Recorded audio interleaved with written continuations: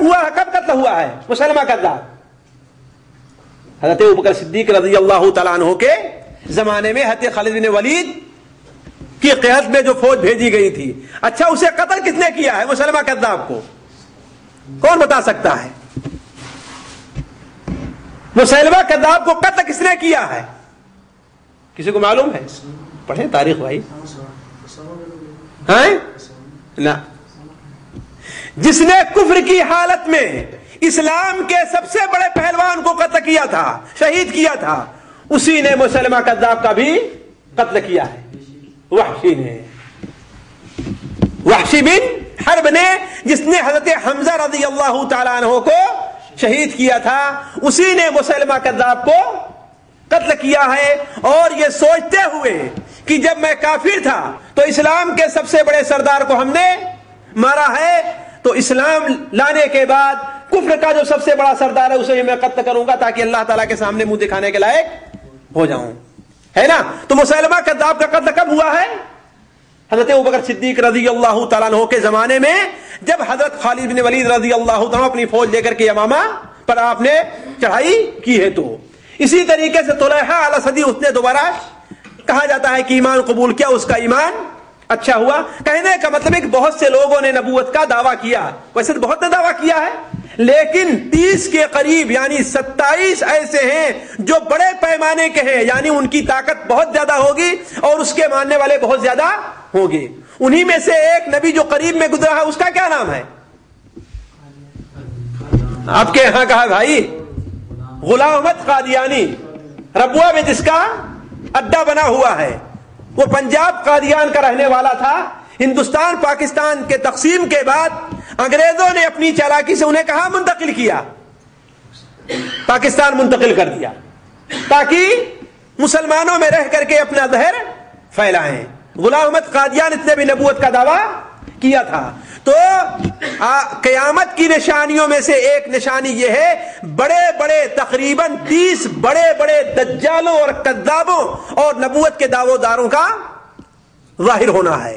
اور آگے چل کر کے بتلاؤں گا کہ ان میں سے آپ نے بتایا کہ 3 عورتیں ہوں گی اور باقی مرد ہوں گے جو نبوت کے دعوے دار ہوں گے، اور ایک کا ظہور ہو چکا ہے سجاہ کا، جو صحابہ کرام کے زمانے میں جو ظاہر ہوئی تھی. اسی طریقے سے قیامت کی چھوٹی چھوٹی نشانیوں میں ایک نشانی ہے حجاز کے اندر آگ کا ظاہر ہونا.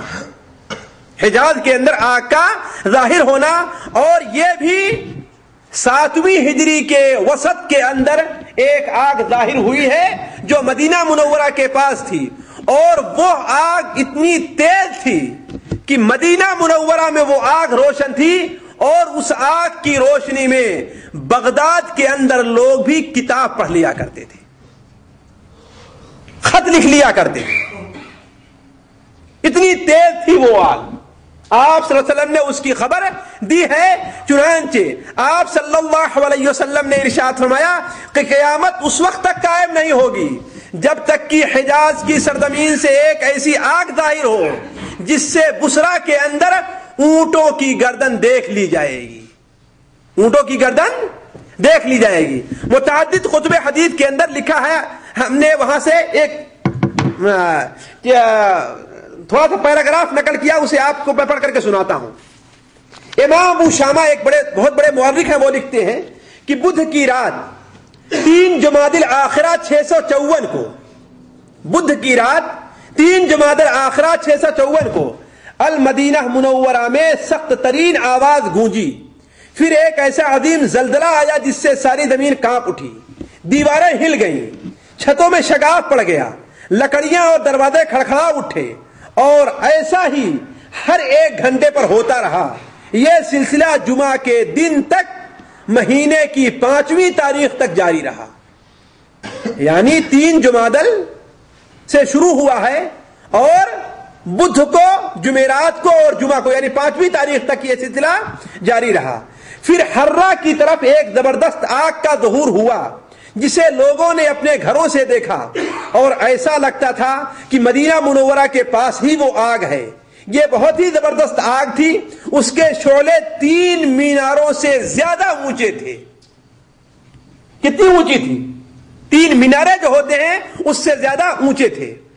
مدینہ شریف کی وادی میں آگ بہ رہی تھی، یہاں تک کہ وادی شذا جہاں سے پانی بہتا تھا وہاں تک پہنچ گئی.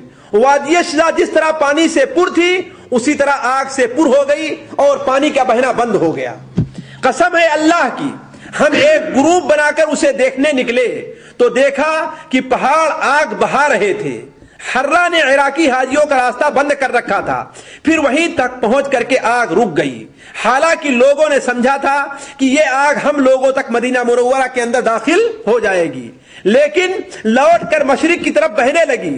اس کے بیچ سے بڑی بڑی چٹانوں کی صورت میں آگ کے ایسے انگارے نکلتے تھے کہ پتھروں کو کھا جاتے تھے. اس کی مثال وہی ہے جیسا کہ اللہ تعالیٰ قرآن مجید میں ارشاد فرماتا ہے، انہا ترمی بشرر کالقصر کانہ جمالۃ صفر. یہ خط 5 رجب 1454 ہجری کو لکھا گیا ہے. یعنی کتنا دن ہو گئے؟ 1 مہینہ سے زیادہ ہو گئے. 3 جمادی الاخرہ سے شروع ہوئی تھی نا، اور 5 رجب کو لکھا جا رہا ہے. اور تعداد میں تحریر آگ زیادتی ہی پر ہے، یعنی آگ بڑھتی ہی جا رہی ہے، کم نہیں ہو رہی ہے. وہ حروں سے گزر کر بنو قریظہ تک پہنچ گئی ہے. حرہ کا سارا علاقہ آگ سے پر ہے. مدینہ منورہ میں رہ کر رات میں اسے ہم ایسا ہی دیکھتے ہیں گویا حاجیوں کی مشعلیں روشن ہیں. البتہ اصل آگ جہاں سے شروع ہوئی ہے وہاں تو گویا سرخ آگ کے پہاڑ ہیں اور برابر بڑھتی جا رہی ہے. اب لوگ پریشان ہیں، ان کی سمجھ میں نہیں آ رہا ہے کہ اب آگے کیا ہونے والا ہے. اللہ تبارک و تعالی انجام بخیر کرے. ہم آگ کی صحیح صورتحال بیان نہیں کر سکتے، آگ کی صحیح صورتحال بیان کرنے سے قاصر ہیں.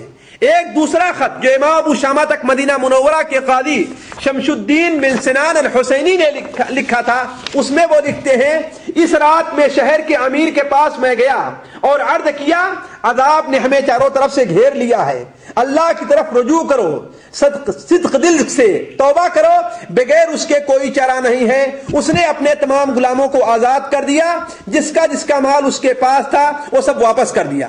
قسم ہے اللہ کی، اے بھائی، آج تک ہماری زندگی میں کوئی لطف نہیں ہے. مدینہ شریف کے تمام لوگوں نے توبہ کر لیا ہے. اس وقت مدینہ منورہ میں کسی بھی گانے بجانے کی آواز نہیں آ رہی ہے. آگ برابر بڑھتی جا رہی ہے، یہاں تک کہ اس کا کچھ حصہ ہم لوگوں تک پہنچ چکا ہے. ہمیں خوف لاحق ہے کہ کہیں ہمیں یہ آگ اپنی لپیٹ میں نہ لے لے. لوگ اکٹھا ہو کر کے نبی صلی اللہ علیہ وسلم کے روضہ کے ارد گرد جمع ہو گئے ہیں اور سبھی لوگوں نے جمعرات کو سچی توبہ کر لی ہے. اللہ کا شکر ہے کہ اس کی جو لو اب تک ہم لوگوں تک پہنچ رہی تھی وہ رک گئی ہے، لیکن آگ ابھی تک رکی نہیں ہے.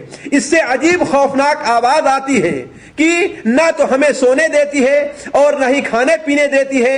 سچ تو یہ ہے کہ وہ کتنی بڑی ہے اور کتنی خوفناک ہے، ہم اسے یہاں بیان نہیں کر سکتے.